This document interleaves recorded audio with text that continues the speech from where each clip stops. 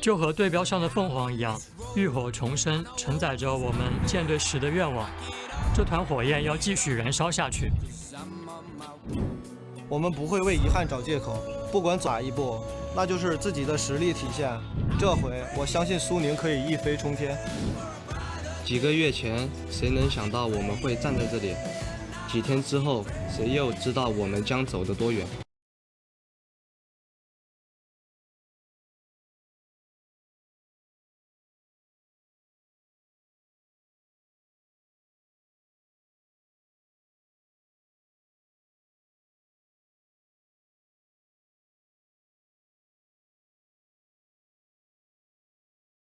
的雨要让你们再次看到。相比春天的 RW， 我们又发生了一次蜕变。这个夏天不进决赛就等于失败。一整年的付出浓缩在这一刻，宪政之治有死无生。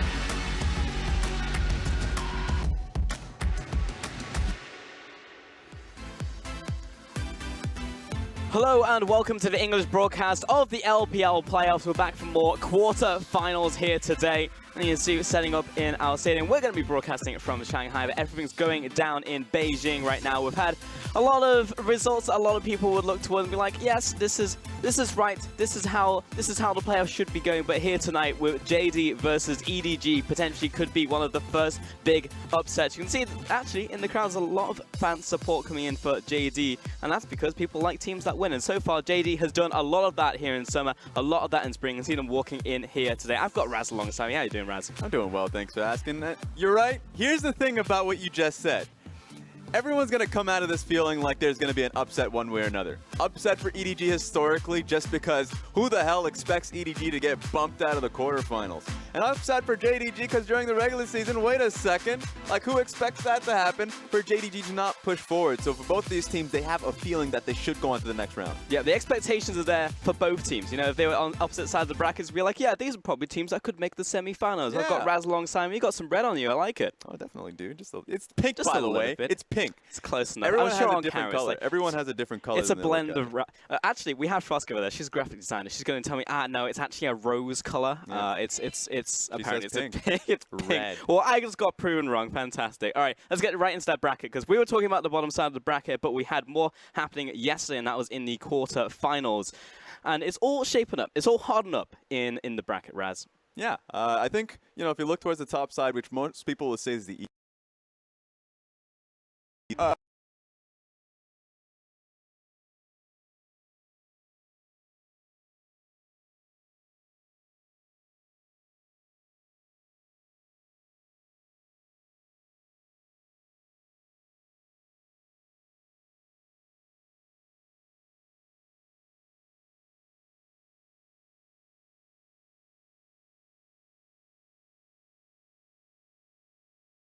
the last game, and that gives them the ticket to Rogue Warriors in the semifinals. Yeah, there was not a lot of series left after Game 2. It was like a 26-minute game and then a 15-minute game. You're absolutely right. It was not a lot of League of Legends to play. They'll be moving on to the semifinals now, facing Rogue Warriors, and that'll be happening tomorrow. There is no break in between quarterfinals or round 1 or semifinals. It's just back-to-back best of 5s. That's why that full gauntlet is super painful for the team that has to run it. JDG are that team starting from round 1, taking down FPX, now moving to round 2, going up against EDG, which is today's matchup. Yes, it is, and fully expecting this one to go the distance between JD and EDG. But if we're looking towards championship points, we pretty much have our top 5 just in place already. You know, TOP, after their performance, now essentially locked out. There is no way for them to make the regional qualifiers. There's no way for them to make Worlds. But that just means that everyone else now battling over seeding, over getting towards the regional championships themselves. And now they just want the seeding. First, there's the glory of getting that cup. And then if you get past that, the seeding to find yourself in Worlds contention. Now for JDG, there's only one way to get that second seed, which is championship points. And that's just, it's impossible. You literally just have to roll yourself into the finals and then get yourself that first place spot. So for JDG and EDG, points not necessarily on their side. That's going to be a discussion when you go into the semifinals. Yep. But for them, they have one clear focus. It's glory. Taking this series means a lot for them. Yeah, it's not about valor, it's about glory. It's about going the full distance, the full way. And if you're someone like JD, you're starting from round 1 and you have to do the full run. That's kind of a best of 3. You get the 1-point advantage in round 1. Then you've got to take on someone in the quarterfinals and semis, and you're right. In the bottom side of the bracket, potentially the harder side, you're looking at EDG to start off with. Then you're potentially going against Invictus Gaming as well. But Raz, I am in the JD home court right now. I'm saying that even though they don't have a home arena yet, it will be Beijing, but I'm in there already. I'll be on the front row seat, because I think they're going to make that. I think they can do this right now. You look at their opponents, EDG. They've been slumping hard in this, but they've been slumping for the whole year. The cracks were starting to show in spring, and I think it's blown wide open. In summer, they had a 6-series loss streak. Never seen this before for the flagship team in the LPL, ever in their history. You look at Invictus Gaming, strongest team in the regular season. I don't want to hear it. Back in spring, you know what happened? All the way down to 4th place in playoffs. We're coming into summer right now. I think the cracks are still there, Raz. Look, you seem to have selective memory here, because you're talking about the spring playoffs, which IG failed, but you didn't want to talk about EDG going the distance to the finals. So the issue here is, you're talking about the regular season heroes, the team that is destined and favored to get to the finals, Invictus Gaming. And then EDG that are, we already knew them as the machine, but not so much as playoff monsters, and that's what you have to know them as, because for a lot of the players on this roster, when it comes playoff time, you have faith that they'll be able to perform at the top, the highest level. So for JDG, if they can make this run to Worlds, excellent. This is a legendary run that people will look back on years from now, but they have to start with the quarterfinals. All right, Raz, Exhibit B, bring it up. Let's take a look at the players pound for pound. Because if you're looking at this one, you're probably like, all right, well, certainly EDG have the stronger players in every single role.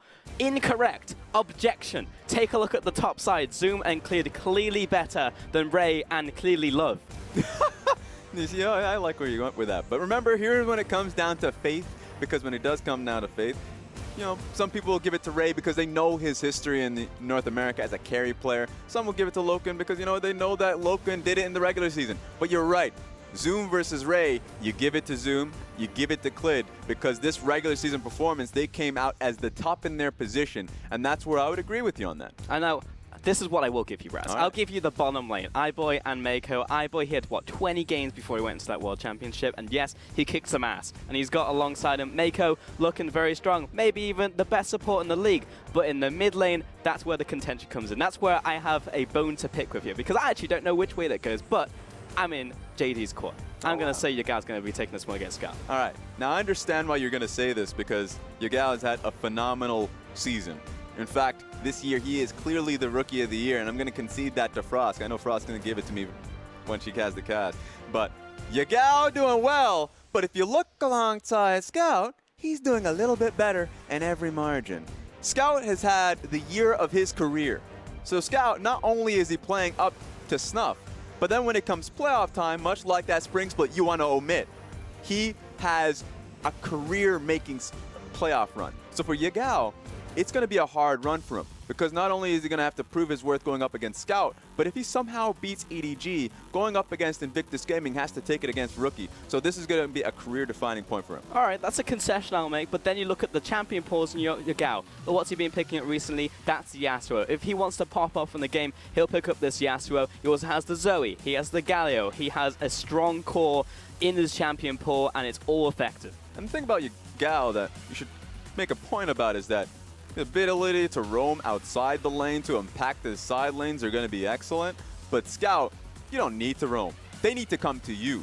So for Scout, his ironclad laning phase in the past 2 patches, which is the 2 weeks that we've had with Scout, he's become the best laning phase mid laner in the experience department, and just CS differences, and just outright out-trading people. So that's why if you're Clearlove or Haro, whoever you bring, put into a 2v2 mid, you simplify your game plan. You don't need to overcomplicate things, because Scout is right now holding the torch, and you need to basically inflame it. Oh yeah, 100%. I actually think that Scout right now is having the year of his career. So what are you trying to say with Yagal? Very high. Yagal, I think he's Rookie of the Year, and I think this Rookie of the Year is going to be able to take it to Scout right now, because he's got the solo lane backing, and he's got the jungle matchup. Let's take a look at the line. It's going to be Zoom in the top lane, Clid in the jungle, facilitating the solo lanes with Yagal in the mid, Loken and Lumao in the bottom lane. And of course, their Coach Home. The big change from spring split to summer split, why they feel so much like a team. No more substitutions coming through, and they have their head focused. Now here's EDG. Ray in the top lane. Clearlove starting here, not Haro, Scout, iBoy, and Mako rounding them out. And you would look at this and be like, Clearlove's coming in, everything's safe, no problem. We've got 2 veteran shot callers in the team, Clearlove and Mako. That happened in regular season, and honestly, I didn't feel safe at all. It was all over the place. They were losing games left, right, and center. They would sub Haro back in, and more often than not, actually look better. Haro had the superior mechanics. You put him on Taliyah, and he suddenly looks the superior jungler. That's been their issue throughout the year. In spring split, it was the same decision, and when they went towards the finals, they gave it to Clearlove. Because ultimately, the problem with this team is, while Haro looks nice during the regular season, he comes out actually outputting one of the highest damage percentage in junglers in the LPL. Issue is he's a great carry player, but he's a new player. This is a rookie season for him. And so when it comes to pressure situations, he hasn't had the leadership, and they had more often had to lean to Mako. And so issue is now, in the recent games that you're alluding to, poor quality. They lost to TOP. They lost to a few teams. In fact, in their final week 11, they didn't lose to FPX, but they went to 3 games. And you don't want to see that happening when you're going up against JDG to just whoop them. So what I'm expecting here is Clearlove to stay on because you want to have 2 veteran shot callers in what is a defining playoff series. Mentality is what's important, so EDG should stay for Yeah, frankly, EDG don't have the same room right here that RNG had yesterday, right? RNG have the luxury of putting in Abel, putting in their B roster all the way through up until they lose a game. EDG, I think, needs to come out of the gate swinging right here. All right, I have 2 more things on my docket, and the next one is going to be Urgot. And you're probably like, why is Urgot relevant? Well, we've had 4 Urgot players so far in the playoffs coming into this one. One of them was Ray, the other one was Zoom. And guess who was that OG Urgot? Who was that? Who was that, Raz? It was Ray. Ray came out in the regular season. He started out with the Urgot pick, and so what you saw is what you'd expect. You know, you think about in Worlds when you saw Gigabyte Marine Stark show out there, and you're like, yeah, laning phase focus, excellent. Great in the side lane. Yeah, perfect. But then you don't expect the team fight Urgot, and that's what we got out of Lives, Zoom, Ray. As when the team fights come through, there's so much outright damage coming in from Kai'Sa as an example of it. That the new tanks that are really showing up in the top side of the map, when they come up in team fights, they just dissipate. Yep. They get blown up. And so Urgot's been a real factor in the playoffs thus far in the LPL. And 2 of these top laners play it. So I want to see who picks it up and how you play into it. We've seen a lot of Vladimirs with mixed success. I wonder if they just double down. Urgot will be a contested pick. All right, for now, we're going to send it over to our casters, Dom and Froskuren, to get us into game. Thank you so much, and now it's time to get into Champion Select for Game 1 of the quarterfinals between JD Gaming, the young, up-and-coming, the high-swinging, the hard-punching heavy hitters, trying to bring down the Dynasty, the winningest team in LPL history. And Dom, I'm not going to mince words. I'm a little bit nervous as we go pretty fast through this Champion Select that you're casting the Edward Gaming Best of 5, because I know you and EDG go a ways back, and every time there's a significant game, you cast the upset. Many years worth of upsets for EDG. Harken back to the 2015 Unlimited Potential 0-2 game. But hey, that was years ago. This is a new team with some new players, though there are still a few old guards here with Clearlove and Mako returning. But EDG doing that good old-fashioned EDG thing with a very early focus on the bottom lane. Kai'Sa, Braum, as is expected. Interestingly enough, though, we are seeing a Tahm Kench first out of JD. And Tahm Kench really found his revival yesterday in the LPL in our Best of 5 series, being picked majority of those games, and it makes sense against the likes of Edward Gaming's bot lane. You're going up against the raw aggression of iBoy and Mako. And so Tahm Kench, he's usually slotting into that support position still. You know, we're not seeing anything funny about him entering up into the top lane on 8.16 in the LPL. But it's about securing that safety net, which is why I also love him in tandem with Varus. Not only is this an old school pick and power pocket pick for Loken, but it also means that JD Gaming recognize, hey, it's probably going to be all about the dive. It's going to be all about the pressure that EDG are going to exhibit bottom. And we've brought the pocket ace. And the biggest facilitator for that bottom lane pressure is going to be through Clearlove. How he sets up vision, how he enables Scout to rotate later on, and take a look at that ban. And now the subsequent quick pick, Rek'Sai banned away from Clearlove, which has been out of meta for almost the entire split, and then an immediate aggressive champion out of him after. Sometimes you just need to respect the original king, and Clearlove was the king of the jungle in the LPL. Now that said, he does have a very limited champion pool. You can see that with the Rek'Sai ban being taken away, and the fact that he reaches for Olaf. Now, Olaf has started to come back up in the recent patches in the LPL. I'm not a huge fan of the pick, still has that dueling potential, has a lot of backline access, especially against someone like a Varus, even though the Tahm Kench is there. So I kind of understand the logic, but for me, Clearlove does not, he's not an Olaf player. I don't think of Clearlove and be like, ah yes, the Olaf pick, a classic. To me, it's almost as bad as his Elise. So I'm very curious how he's turned it around and what his performance will be on this champion. And it's so interesting looking at these bans. As you can see, Clearlove has been resorting to a lot of Xin Zhao on your screen, but double mid lane ban, triple if you include that Akali for Scout. A lot of how those plays have been set up have been getting Clearlove to unlock Scout and allow him to roam towards the bottom lane, as Mako, of course, the gold medalist from the Asian Games 2018 esports demonstration event, very popular with the fans. But EDG, they're well aware of this style, and it seems as though JD are trying to shut it down with plenty of mid lane bans to keep Scout busy mid, even a Ryze to keep him locked down, and banning away JD's more mobile jungle. I mean, that's 4 bans leveraged at Scout in the mid lane. Akali, Aurelia, Vel'Koz, as well as the Syndra. And maybe they're trying to pigeonhole him into the weakened Zoe on 8-16. That said, it's still against a Ryze. Ryze in the LPL is usually the take into Zoe alongside the likes of Yasuo and LeBlanc because you have the lockdown to pop her like a balloon, and this would be out of left field. Oh yeah, Sion could very well make a return here as we get to see the unstoppable Dreadnought locked in. So far it's been played once in the LPL with a victory.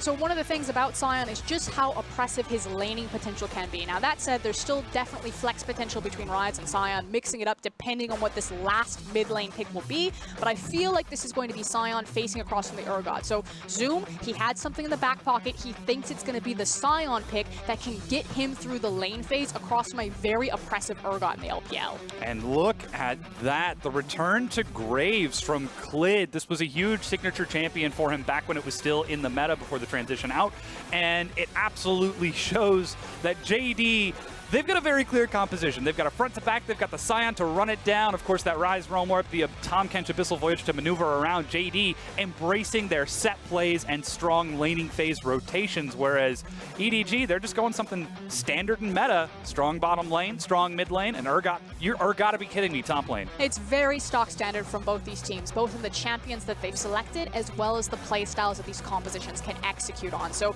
quickly touching on JD's composition, this is what you need to expect from this team. They are a very well-rounded team that understand that they need to have power points at every point in the game. They've got the early game pick of the fact that they have someone like a Graves. They have the mid-game power point in the Varus. They've got the late-game scaling potential from the Ryze. There's never a point in the game that JD Gaming don't have some sort of weapon that they can utilize as a win condition. On the other side, Edward Gaming, it's stock standard comfort. You got Scout on his signature Zoe, you got the Kai'Sa for Eyeboy, you have the Braum for Mako, and you have Ray's pocket pick of the Urgot coming out and really dominating LPL playoffs so far. And this game is so important for setting up the momentum of this entire series. As we heard from the analyst desk, this is the worst split EDG have ever had. And even despite that, they're still getting second in their group and coming into quarterfinals now against JD Gaming. The question is, will they actually be able to step up into playoffs, or are we starting to see the beginning of a new era led by the charge of JD Gaming? And of course, the context is that Edward Gaming managed to take second in the weakest conference of the two.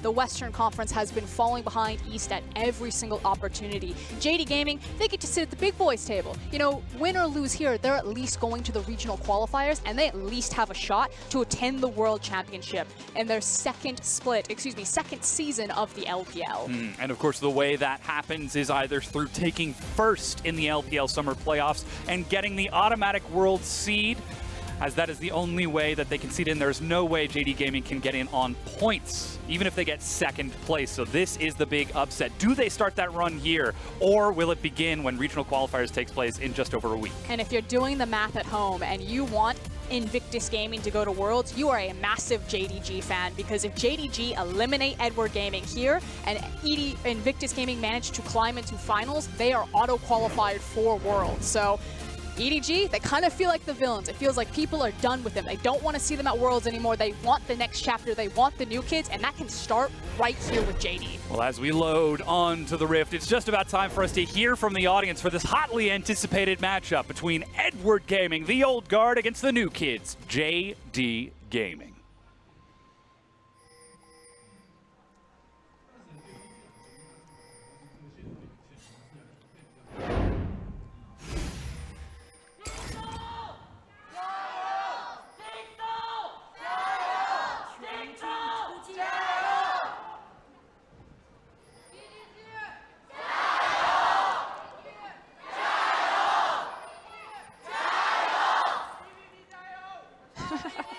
Okay, calm down, calm down. A huge thank you again to our Beijing Stadium RNG hosting the quarterfinals of the LPL. We'll be in Beijing all the way up until the finals, which of course will take place in Nanjing. Got to go there previously for an LPL finals. Gorgeous city, cannot wait to go back.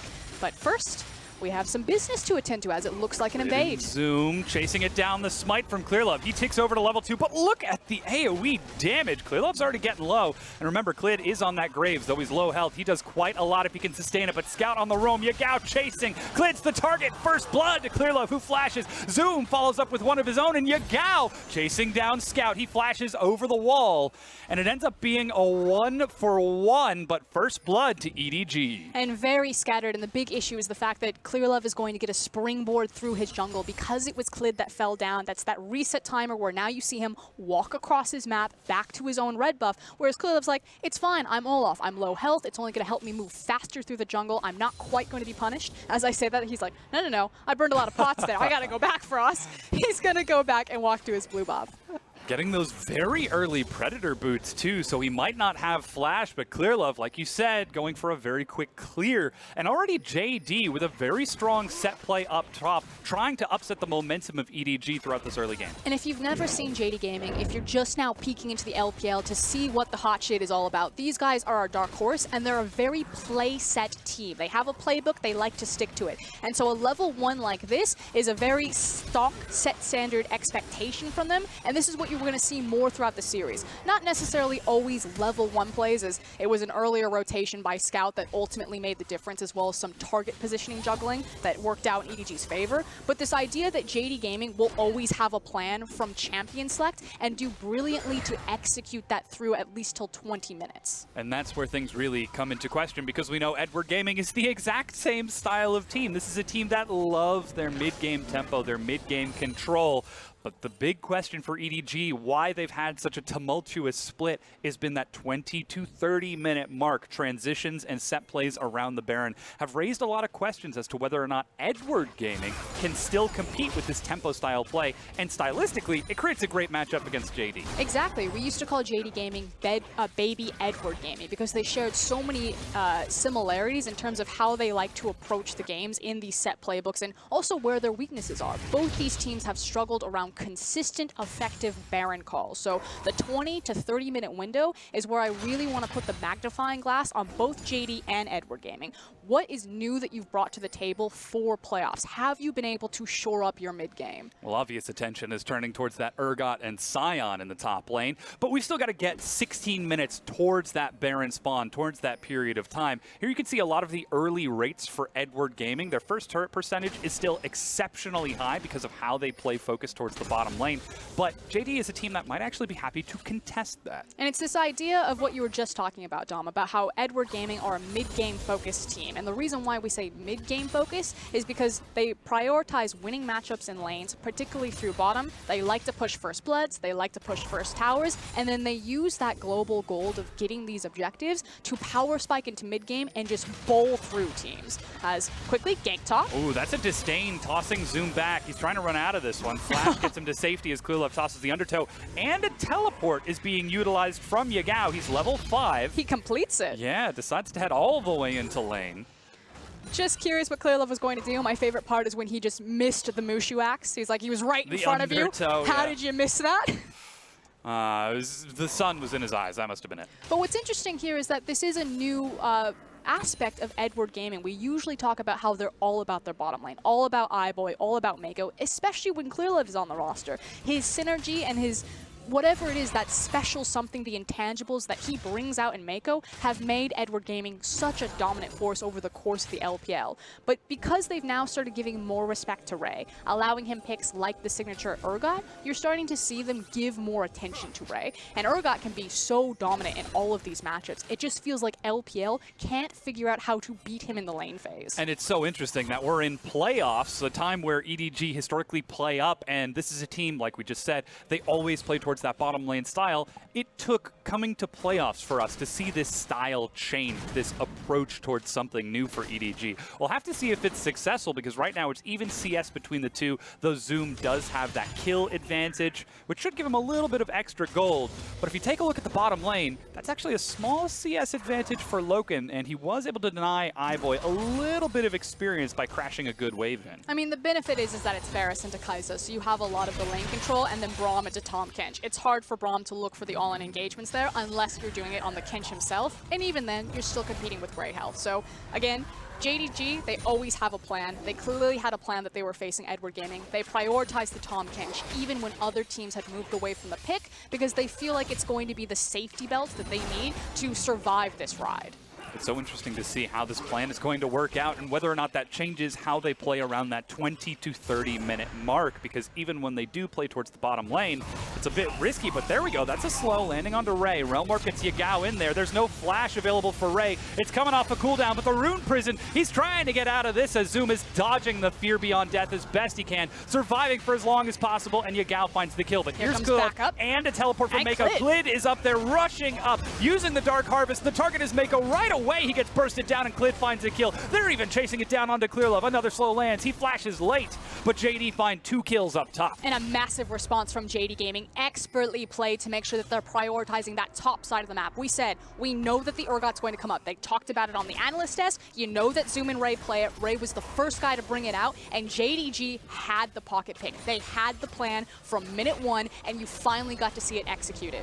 And we're even seeing the follow-up from JD down in that bottom lane. Loken and Lumao on the exact same page. So many times we see Lumao split off and leave Loken on his own, but here it is, just that clean execution from JD to dive onto Ray. And it's just expertly done, like you were saying. The fact that Zoom was trying to be very conscientious, not letting himself fall below a certain threshold, trying to sidestep and dodge around here, and they just locked Ray down. Now here's where Edward Gaming goes so sideways. They feel that Mako has the spellbook, that they can pull the teleport, and they can find the cleanup kills, but Klid immediately responds. Walked from Gromp all the way to the top side, and then you have another teleport on top of it, and JDG said, no, not today. We planned for this, we executed on it, and we cleaned it up. And that was the follow-up from Lumao actually trying to channel his teleport and join into the fight. And I just want to point, Yagao actually stepped up and took the Fear Beyond Death. Zoom, I don't know if he saw the hitbox or not, but was still standing behind the Rise just in case the projectile would hit him or not. But still, JD Gaming, that set play is starting to pay off for them. Now they've got vision on the blue buff to try and deny scout control over this mid lane as Yagao, he's even in CS, finds himself 1-0-1, and Klid is working on this blue. Now, we do need to cover the contest, but I do want to quickly touch top lane as soon as this skirmish is over. Hold on. Mako and Lumao trying to fight down there. Chains of Corruption. The target's Mako. Remember, he has no flash. That's the killer instinct from iBoy to try and get a save, but there's no follow-up. Scout gets in. Sleepy Trouble Bubble misses. A late teleport from Ray. That's a Fear Beyond Death onto Yagao, but he's a Rise. Just walks it off. And JD are outplaying EDG. And they had the teleport advantage. You check out Zoom, his TP's just about to come off of cooldown, so there's also going to be now a massive window where JDG have the tempo advantage, have the numbers advantage cross-map, and could try to make another play. JD Gaming, they went toe-to-toe with EDG, and EDG are going through the meat grinder right now. Yeah. Now, it should be noted, Scout did get his blue buff at the end, but look at the cost. Mako is dead. Zoom is pushing top and denying minions to Ray. iBoy is continuing to be zoned away by Loken. And now we go back to my question about the top lane. When we first saw the Urgot pick come out against FPX, Dom, you and I casted that game, I said, I don't like it. You know, Urgot's always had these problems where it's hard to team fight on him, you don't get the same effectiveness of the tankiness, and as teams continue to move towards more bruisers or carries, the Kennons, the Gnar, I don't see the same, you know, deleting action of Urgot being as effective in terms of a tank buster, if that's kind of the title we want to give him. And now that Urgot has fallen behind, is he no longer going to be effective in that side lane? Can they still effectively team fight with this champion? Because now, Edward Gaming have these massive holes as we move into mid-game and as we move into late game, where I'm unsure how they fix the win condition about playing around an Urgot versus such a versatile pick like a Sion. You've got to wonder whether or not EDG fall back to the old classic strategy of, well, iBoy's on a hyper carry. We can sit back and let him hyperscale, but look at the trade-offs. Already you can see JD, that signature 10-minute rotation top lane. They've taken the Infernal Dragon, not even worrying about the turrets this early on as Zoom is pushing up bottom and Loken is set to finish off first brick up top. And it's recognizing that they've got the Infernal. They basically have everything they want on the bottom side of the map, and Zoom, like you said, has done so much work for the top tower. So JDG, if you give them time, if you let them play their game, if you don't force them to be reactionary, this is what they do. They snowball over you. And these are the same things that we used to credit to Edward Gaming. And now it feels like our two playbook teams are meeting each other for a big stage, and JDG frankly just look like the better one right now. Yeah, it almost feels like if you turn off the nameplates and we're told that JD and JD and EDG were in this game, you would assume EDG would be blue side if it were 2017, but not so much anymore. As Kulov looks like he's trying to head up top, but look at that, 4 members already up here, and Zoom is pulling back with his teleport ready. JD know exactly what's up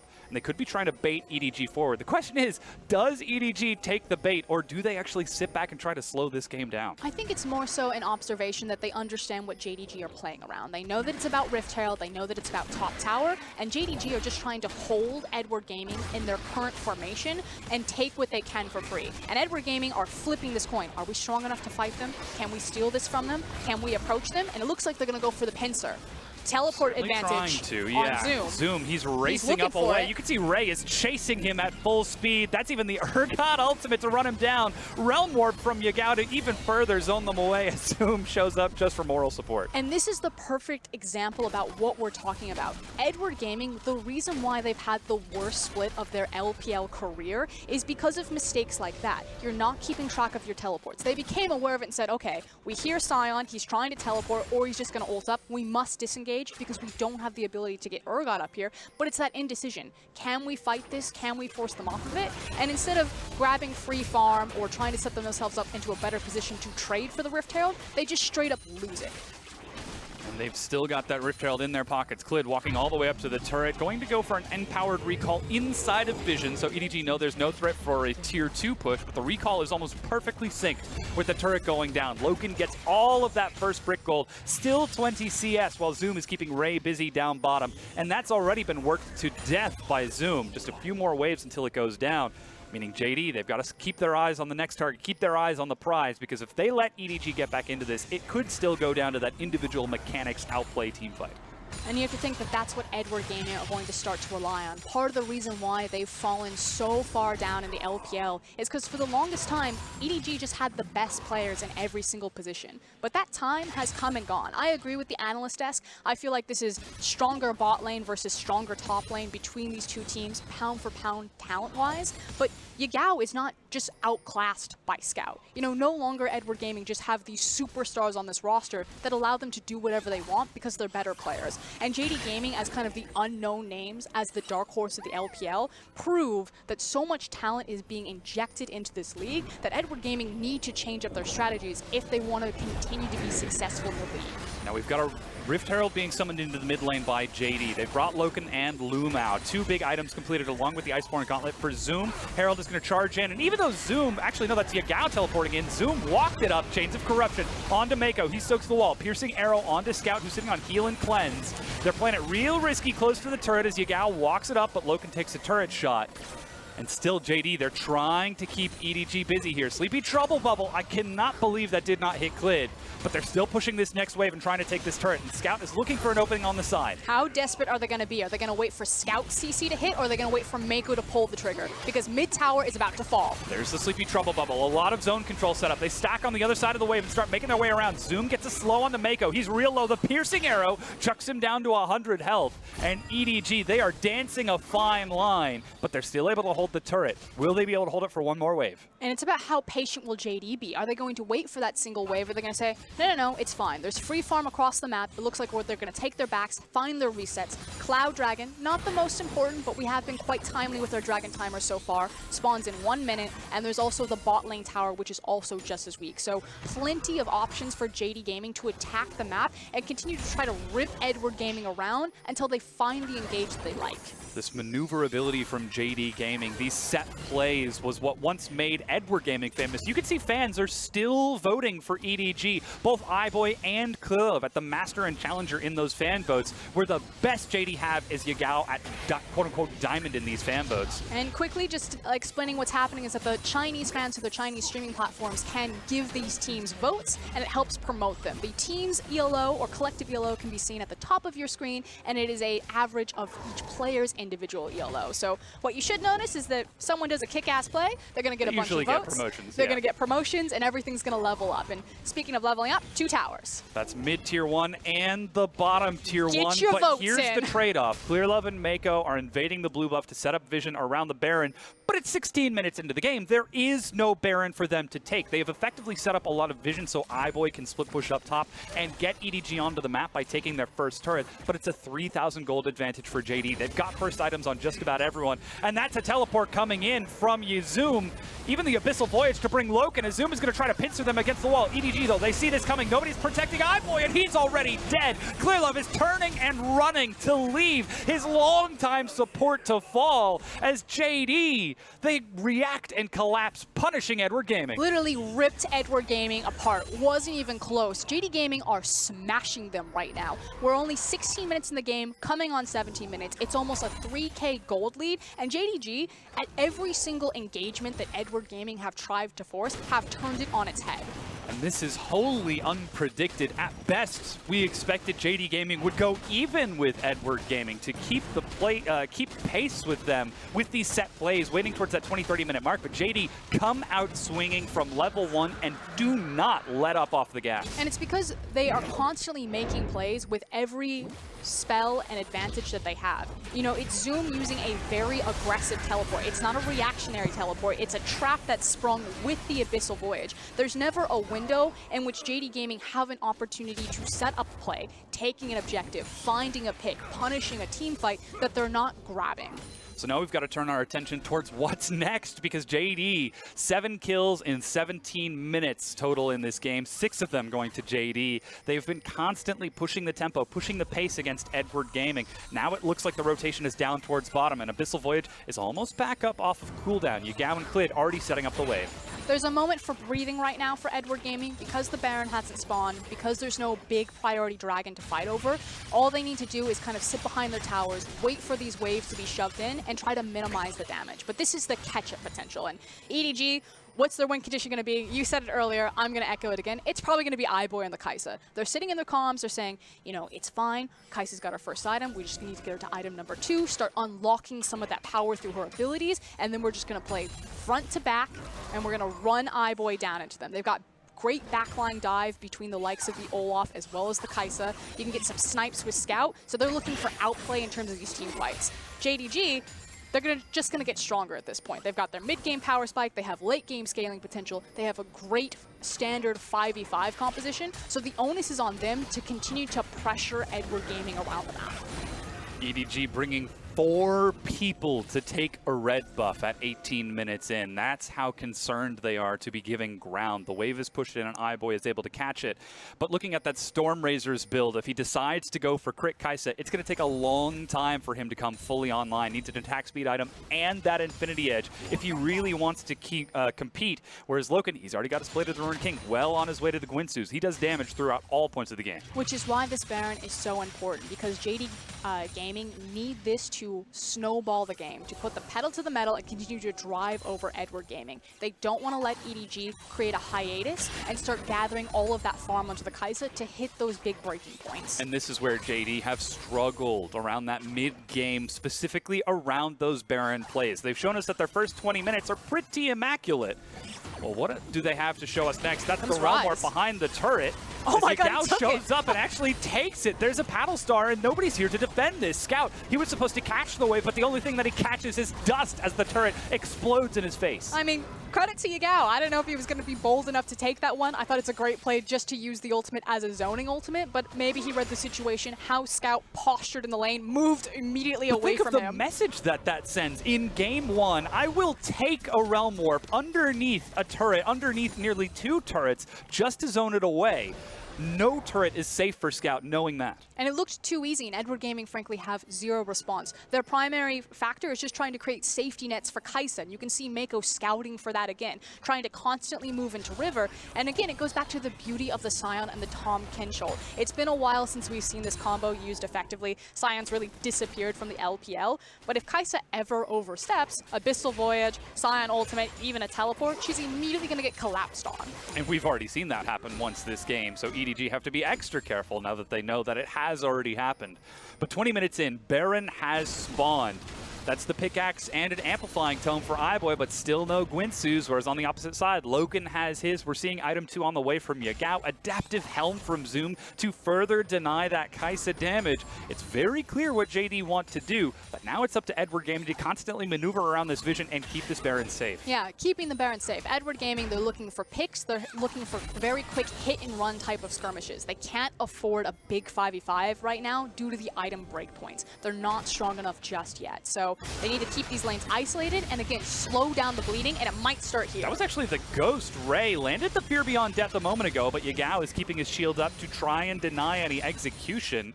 Again, that unsealed spellbook just providing more mobility as Ray is willing to step up and try to fight over this minion wave because he has to show that he's willing to fight. If he shows any weakness, JD have shown that they can easily pounce on it. But only to a certain extent. You know, Ray's not going to stray too far from his tower as Clearlove might be caught. Simply hoofing it back towards his tier 2. Lumao and Zoom decide not to take any ultimates over the wall as JD look at the vision that they've set up around the Baron. It is completely dark from Edward Gaming. They're starving EDG out of their own map. And now, that magnifying glass that we were talking about, it's now time. It's 22 minutes in the game, 20 to 30 minutes. Both these teams have struggled with their mid-game shot calling and how they close out leads. Is it going to be around the Baron? Are they going to try to force it? Are they going to try to use it as a lure? Are they going to completely ignore it and continue to siege towers with Varus range and the threat of the Rise? That's actually a teleport up top from Lumao. Again, unsealed spellbook to get him back onto the map as all of this vision is cleared.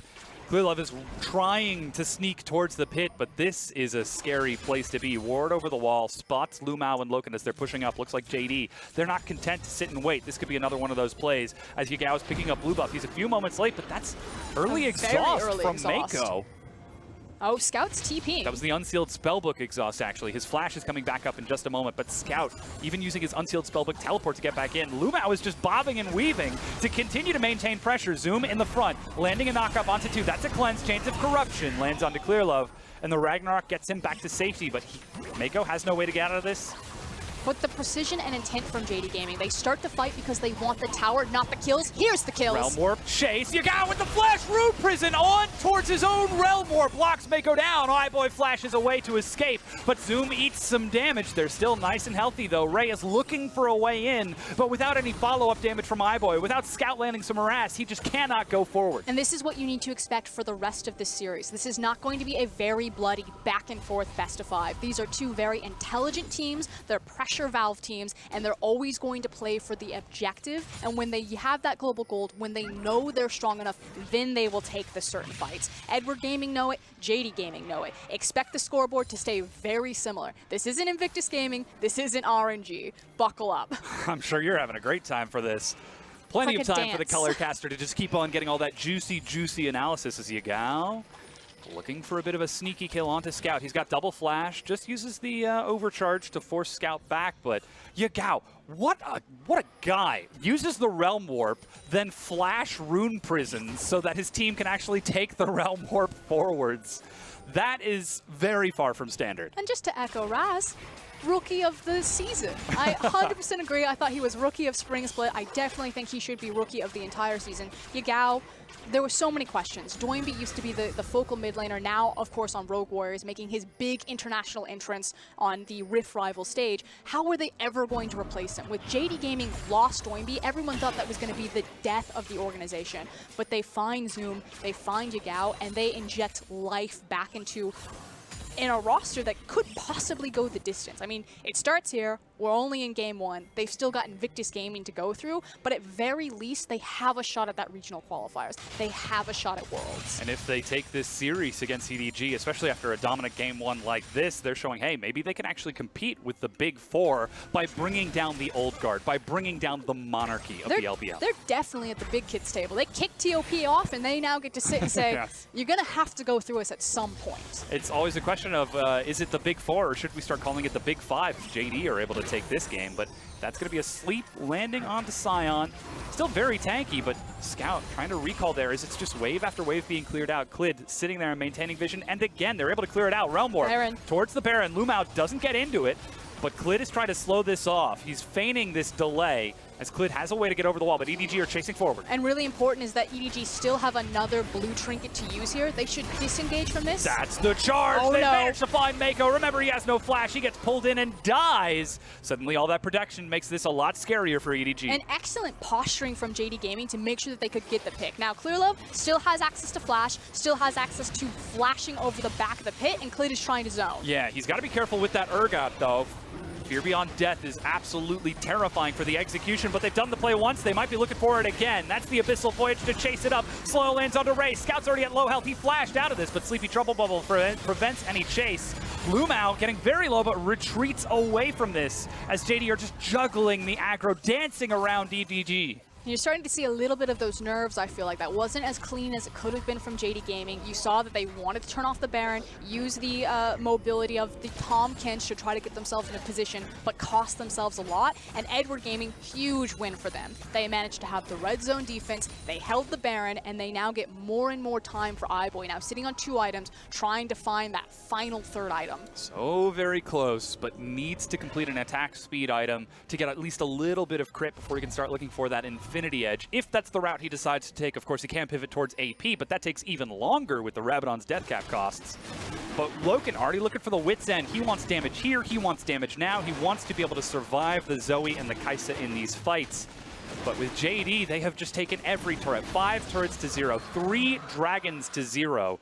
And now they're turning their eyes back on that Purple Worm prize. And again, it's moments like those that will probably be the make or break of this type of series. We know that Edward Gaming have been fumbling their shot calling. That's why they brought Clearlove back into the roster to specifically address that. And we know that JD Gaming are very inexperienced, very young. They don't have the same veteranship to lead them through very intense moments like a quarterfinals and a best of 5 across from Edward Gaming. So shake it off. Yeah. Maybe some nerves. It's game 1. Game 1. But Gotta you get need it to out make of the way. it prove now. I mean, you just saw Scout land an excellent hit onto Lumao on this Tahm Kench as JD are just trying to play around this vision, maneuvering around, trying to bait EDG forwards. But that was an Ocean Dragon JD just picked up. Lumao will be able to heal up as Clearlove pops the Predator, trying to hunt someone down, but Clid still standing in this brush so far forward on such a squishy Graves, but he knows he's got his team behind him, and EDG are able to maneuver around and get some vision a little bit closer to the pit. I feel like JD Gaming really haven't set themselves up fully for this. They need to move their vision just a little bit deeper into Edward Gaming's jungle.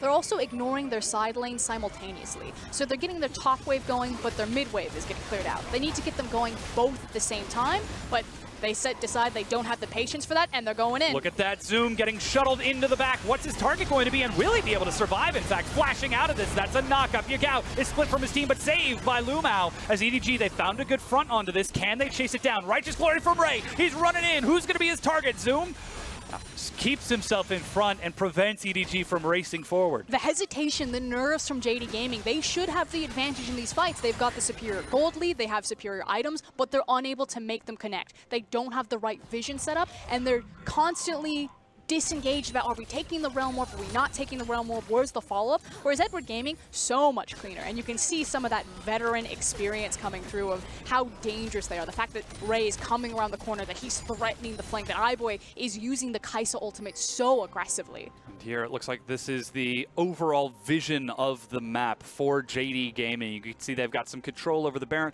but it's largely dark after their control earlier, whereas EDG, they've completely sacrificed vision on the bottom side. Yagao is actually pushing bottom right now.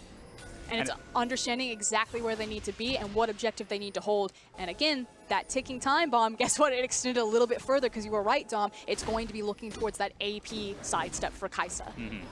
iBoy, he's going to have to do some massive damage in these fights, looking for huge plasma stacks, especially if he wants to get through the Banshee's Wit's End and Adaptive Helm of JD Gaming. But it looks like they've turned their attention away from the Baron and finally broken off the bottom tier 2. It's no longer the 5-man pick plays from JD, but now they've opened up the opportunity to go for a 1-4 split against EDG. And maybe some uncertainty about pulling the trigger over Baron, how to execute those team fights from the blue side area of this map. I like the fact that JD Gaming kind of, okay, we're trying to solve the Rubik's Cube of Edward Gaming. We just need to break it. Just go back to the side lanes. Yeah. Do what you know works for you. They got the green T now on that right side, the bottom green layer, all solved. Now they just need to take the next few steps. As 8,000 gold ahead of Edward Gaming, they're moving back in to clear out this vision. Yagao's not there quite yet. But look at that. Loken gets hit by a Sleepy Trouble bubble. Scout does not follow it into 4 people. A wise decision. And they're just patrolling around this, but looks like they found Ray. That's the Abyssal Voyage to chase onto him. Lumao gets the slow, but that's a stopwatch. Even Yagao getting in there, but look how much time Ray is buying. Mako goes in with a big knockup. Logan is firing into the back. Scout looks for him, but Lumao body blocking on the side as it's a fight on two fronts for JD. Ray is still alive, but the bounce onto Clearlove ends up killing him. Boy activates his stopwatch early, gets knocked up and locked down with Ray burning down to the corruption potion. JD find 2 kills and are looking for more. JD Gaming couldn't manage to crack Edward Gaming in the force, but they managed to do it in the lane phase. They make the crucial pick, they tank the tower, still waiting for those creeps, so they're going to be slowed down by fortification here, but a huge win for JD Gaming. They might have just cracked open this game if they can continue to pressure here. Now they've still got all 5 members alive. That Ocean Dragon gives some sustain as Scout pops over, but a rune and a piercing arrow. Yagao finds the kill onto Scout. Now 2 men left standing. Immediately Baron. They're going to deny the blast cone. They're going to go over the Baron. You no longer have the massive poke potential from the Zoe. You have Yagao playing defense, and Clearlove has just now spawned. It's Mako 30 and Ray. seconds to run. That's the concussive blows onto Yagao. He's sidestepping as best he can, but look at that. Lumao's there with the save. Knockup is ready over the wall. Ray, is he going to look to go in? He's got the Fear Beyond Death, but the Baron is picked up. And JD Gaming, 10 kills to 1, are dissecting Edward Gaming. And we got over that 30-minute hump. We got over the Baron hurdle. JD Gaming managed to figure it out. They couldn't have the right vision. They couldn't break Edward Gaming in the force between Zoe and just all of her mobility, so they take it to the lane phase. They find Ray overextended. He can't be on that side of the map. He doesn't control it, and they force the fight with all of the mobility. The Realm Warp, the Abyssal Voyage, find the crucial picks, and crack EDG open with their gold lead. Moving so protectively around their carries in these fights. I was about to say doing everything they can to keep Loken and Yagao safe, but Loken was the really only one who needed protection because Yagao seems to be a front line for JD Gaming with these Realm Warps chasing forwards, showing no fear against the winningest team in the history of the LPL. He's got nameplates turned off. And I personally just love how Rise has made this meteoric rise back into the LPL. We have great Rise players, but ultimately as Banshee Veil has come back into the itemization, and it's just so much easier to go into now, which it's been like that for a while, he just becomes so tanky. There's nothing you can do against him, and his damage output is still absurd. So if you got it, play it, and they got it. Now we got to push onto 2 inhibitor turrets. Yagao is finishing off the top inhibitor turret, and he's still got Realm Warp. No one from EDG is defending this, and they're still losing ground mid. JD, once again, they find an opening, and they are tearing this map open. The top inhibitor is down, and Yagao is pushing it all the way to the Nexus turrets to force EDG back. And even Zoom is finishing it off. Could we have a triple inhib in 1 Baron from JD Gaming? Edward Gaming, they have run out of time. Kai'Sa needs to be online right now. You're not going to get the 4th item. Where do you draw the line in the sand? Because they are being dissected. Now we've got the teleport back out from Yagao. Banshee's Veil stalls it, but Chains of Corruption. Piercing Arrow, Mako's in the front. He goes down, the first to fall. Could this be the game 1 for EDG? As Split is forcing them back into the base. And already the Observers are popping us out, but there's still a fight onto the fountain, but they turn onto the Nexus. JD Gaming, they have studied the history books, and they're going to learn from their mistakes in the past, taking game 1 over EDG. A new chapter possibly starting. We're still very early on in the series, but it feels like JD Gaming are just itching to turn that page, and you can see it written on Ray's face. The monument of the LPL, Edward Gaming, may come crashing down today. They looked all out of sorts in game number 1.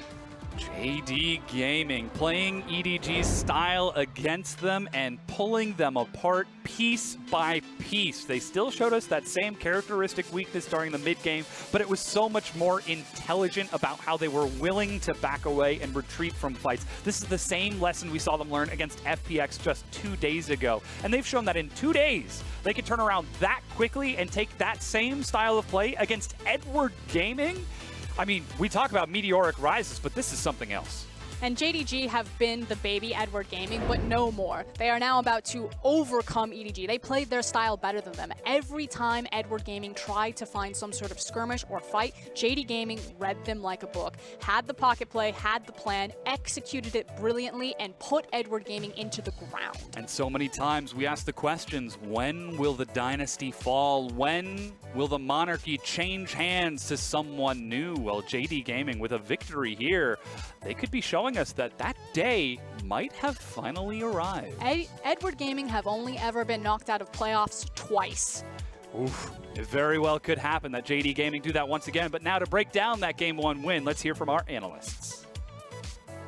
All right. JD on the field. JD on the scoreboard. 1-0. That's what I'm talking about, Raz. That was real fun. That was a good one. Now, it was good just because one of the first things we said was that, you know, bottom lane, iBoy and Mako should be able to take that lane 2v2 kill for Loken and Lumao. So it already feels like just based off the laning phase alone, the laners that were not impacted by the level 1, Loken doing well for himself right off the get-go. Yeah, that was the big thing. It was just like everything that we were looking towards the bottom lane. We're also looking towards the top side, which did get impacted by that level 1 in the jungle skirmish right there. And that ripple effect right here, the kill onto Ray, also the kill onto Clid, spiraled the game. So right off the get-go, you would say that fighting against Sion is suicidal in level 1 because he started Q and he could try for it once again. But EDG were confident that with Scout coming in first, they should be able to take it. The only issue is that, of course, Yagao is going to follow you. So if the fight goes long enough and you don't have another member from the bottom side of the map joining in, it should be, you know, the team Jingdong Gaming being able to take out completely after that level 1. And that level 1 had actually a larger impact. It did, yeah. It absolutely did. The one member that didn't die, that actually flashed over the wall in that screen, was the one who got impacted the most. No flash, had to go back to base really early on. Rai stayed in lane, and guess who got hit by the CS margin? So Scout got super impacted, and he lost lane based off that alone. He did. He had 8 farms to 33 yes. coming out of that laning phase, getting to about the 5-minute mark. And that was a massive differential. Top lane, again, though, I feel like this is another lane where we see Urgot getting picked, and then you don't play towards top side if you have the Urgot. And then it's actually the opposing team who continuously just hits the top lane over and over and over again and beats down the Urgot after that level 1 as well. Yes, and here's the thing about this, is that this is a very intelligent composition coming out of JD, because not only was he going up against a tougher lane in the Sion. Yeah. Sion is a tank top laner, sure, but he's a laner as well. And the fact that his Q just outranges a lot of the spells and auto attacks that Urgot has gives him a shot to just deny all the trades that he gives you. But then also one thing that adds on to that is the jungle pressure coming in. Graves is a pick that we haven't seen in a very long time, and he's coming back into it because the Electrocute junglers are just all nerfed. Electrocute got changed, and it's better debatably for a lot of the laners, but for junglers, outright nerfed just because that means that you don't get the brute force damage for the skirmishes that you actually want to look for. Graves here being picked up. Dark Harvest has actually been something that's been spreading out for a lot of junglers, including in Italy as well. So you keep the early damage burst that you get from comparable to Electrocute, and actually makes it difficult now for Urgot. Because Urgot 8.16 is thinking, I'm dealing with a lot of tanks. Yeah. But not only are you dealing with the DPS that you have with the Graves that has the early game advantage, but now losing out in the laning phase, not just because of level 1, but to the laner of Sion. Yeah, to dig deeper on that point, because Urgot comes into the meta and it's just like fantastic. No burst to be seen, no Electrocute, all the damage is being lowered, but then instantly you see the Graves come out in this draft and it's like, all right, top lane, you be tank, I'll be DPS. And you saw that in the 2 versus 1. They were able to actually chunk down the Urgot very quickly before you could even make it back to his tower. So really like the adaptation coming in here on the adaptation that was Urgot coming into the playoffs in the first place. And just as a little salt on the wound is that Tahm Kench is going to be able to save out potentially anybody that is in range of execution. So it's just real difficult for the Urgot that already had a poor laning phase to find impact later on in the game. Yeah, and then we actually take it to the team fights themselves. And speaking of that, Tahm Kench, she's like, you want to get past me, buddy? Not going to happen. Initially, this looks very good for Ray. It's like, I'm going to buy some time, EDG, get the class. Massive fissure coming out of Braum as well. But look at Scout. He just can't even get access into this fight. And that's the issue here, is that there are so many points of DPS for JD, even though Loken is not actually outputting damage because of the slow based off that fissure, correct? And that Scout's going to be able to zone him. You don't need your AD carry. You have a secondary carry in the Graves. And you have the output that Rise is putting out there. So just based off of those two alone, there's no way that a team fight is going to work out for EDG in that way. Now, Yagao's going to take our man of the match in this one, so congratulations to him in the mid lane. We were talking about when it was going to be him or it's going to be the year of the Scout. Which one, Rookie or Scout? It's going to be... No Scout found. No Scout found. It's all going to be Yagao. All going to be on this Rise play. He dominated the laning phase coming out of that jungle fight at level 1 and then just continued to blast everybody across the map. So that's a +1 to already 7 MVPs that he's had at this split. He's a very strong mid laner for just in the mid lane pool. And just like Dom said, just like Frost said, took Scout's Rise away from him, took the style away from EDG, saying that we have the semi-global composition, and then forced EDG to play out lanes that they weren't winning out. So if this is the strategy they're going for, props to Coach Home. Yeah, and surprisingly, what was for me was the bottom lane, the fact that Loken also got ahead. You saw that 40% chunk onto that Zoe and took him out at the end of the game. It's like every lane's going well right now for JD. We'll see if they can keep it. We're going to take a short break. When we get back, we'll be here for game number 2. 相信这支年轻气盛的京东，相信过程。